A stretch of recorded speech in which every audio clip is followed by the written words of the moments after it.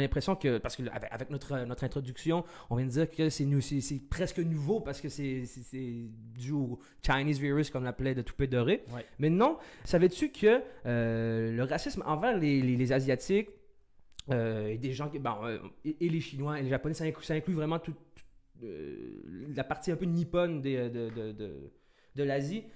Ça a commencé très tôt ici. Parce que, bon, je t'apprends rien en te disant qu'il y a eu beaucoup d'immigration asiatique fin des années 1800, Ouais. à partir de 1895, 1880, quelque chose comme ça, pour venir La construction du chemin de fer. d'est en ouest. Puis ce qui est arrivé, c'est qu'il y a eu beaucoup de travailleurs qui sont venus.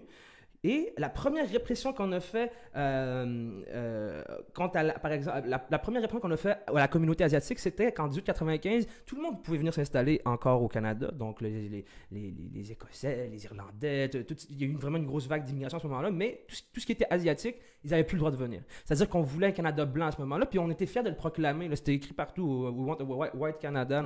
Oui. Donc, tu vois qu'à partir dès même les jeunesses du Canada ont commencé déjà le racisme envers les Asiatiques. Et par exemple, à partir de 1924, interdiction totale d'immigration. Parce qu'à partir à la fin 1800, c'est qu'on mettait des barrières à l'immigration. Par exemple, il fallait payer des taxes, des trucs comme ça pour rentrer.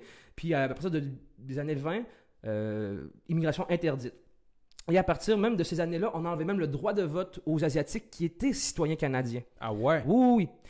Par la suite, Deuxième Guerre mondiale, qu'est-ce qui est arrivé? Les États-Unis rentrent en guerre contre le Japon, toute l'affaire de Pearl Harbor, Nagasaki et tout. On a enfermé des Japonais aussi.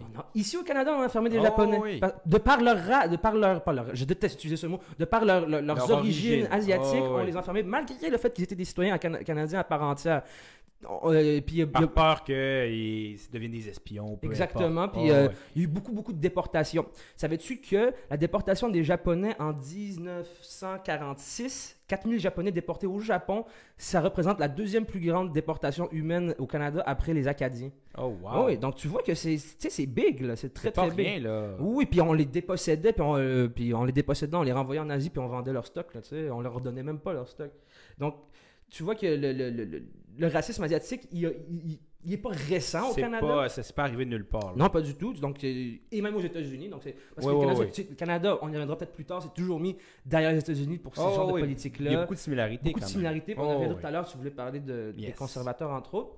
Puis, ça m'a fait sonner quelques cloches. Ça te rappelle pas, genre, au lendemain du 11 septembre 2001, comment tout le monde, toute la planète et tous les médias se sont mis à faire du Arab bashing, du Muslim bashing. Ouais, j'allais dire, justement, tu disais, sont interdits de territoire les personnes d'origine asiatique dans les années 20.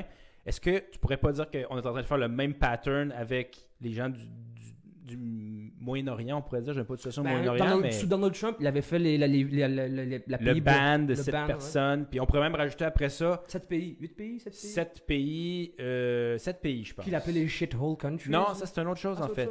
Ça, j'allais dire, c'est un autre pattern aussi avec les pays d'Amérique latine centrale, avec Trump qui disait que justement, shithole country, nanana. Donc, c'est des je trouve des schèmes qui se reproduisent. Exactement. Plus ça change, plus c'est pareil. Oh, tu fais un petit parallèle avec notre émission de la semaine passée? Oui, exactement. Mais tout est politique aussi. Tout est politique. Et parlant de tout est politique, ça conclut notre